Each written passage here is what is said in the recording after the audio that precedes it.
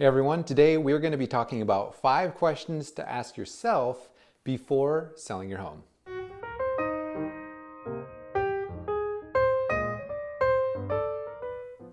Hi, I'm Daniel Roberts with the Joyful Roberts Group, and today we're going to be talking about questions you should ask yourself before selling your home. Sometimes selling your home is almost like a gut reaction that happens from something else that's happening. So maybe it's your neighbors are loud, or maybe the home feels a little too cramped, or maybe you've got a little one on the way. There's so many reasons that can lead you to wanting to sell your home. So the first question to ask yourself is selling the only option?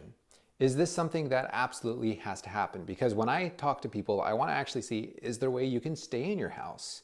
Is there a way that you can make your current situation work? Because moving is inconvenient and expensive. So are there any other options?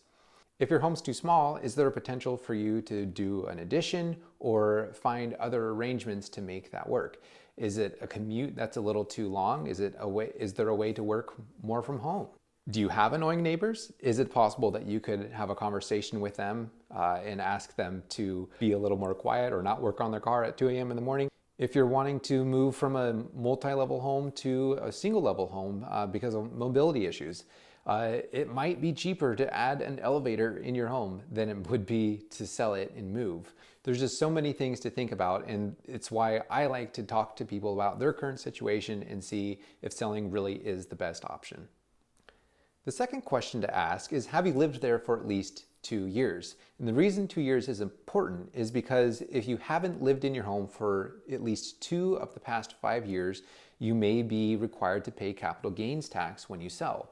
So that means of the equity that you've gained, minus whatever costs of selling, you'll have to pay taxes on that if you haven't been in your home for at least 2 years. So that is an important thing to consider. The third question, which is along those lines, is how much equity do you have in your home? So if you have at least $500,000 if you're married, filing jointly, and if it's $250,000 if you're single, then if you have more equity than that, then you'll also have to pay capital gains tax on that. Again, this is something you should check with your CPA about. I am not licensed to give tax advice, but this is something to be aware of. If you are in a home and you have $600,000-$700,000 of equity and you sell, and then you go to buy your next home, you just need to be aware that there could be tax liability. So know how much equity you have. The fourth question is, where are you going next?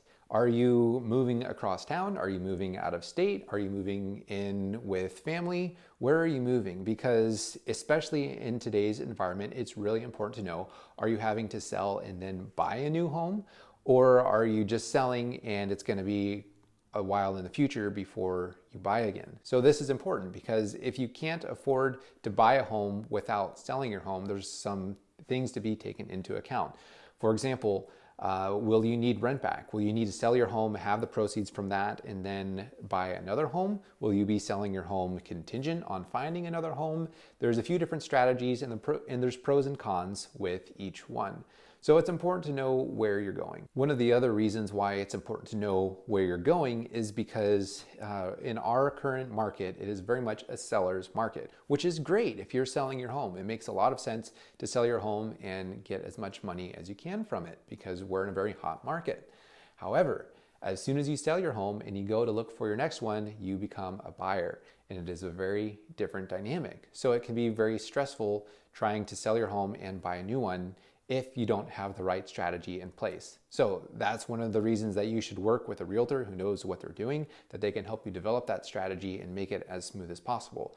There are always going to be bumps in the road. There's really no such thing as a perfect process or a completely smooth process, as much as we try to make it as smooth as possible. But it's something you at least need to be aware of and ask yourself, where are you moving and what is that going to look like?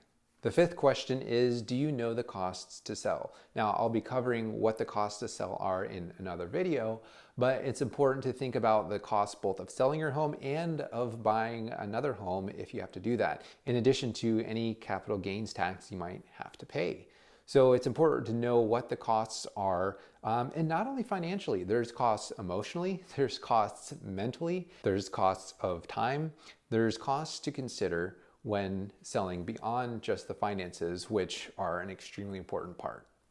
So these are just 5 questions to ask. There are actually so many more questions to ask yourself, but this is just a good starting point. It's by no means comprehensive, but please reach out. I think it's very important to have a conversation before taking the next step and preparing to sell your home, to actually make sure you know why you're doing so. The last thing you want is to be under contract and not being able to back out and realize, wow, I actually don't want to be doing this, or wow, we can't afford this. Sometimes people think that they're wasting my time by asking me these questions, but this is what I love to do. I love helping people walk through this stage of life.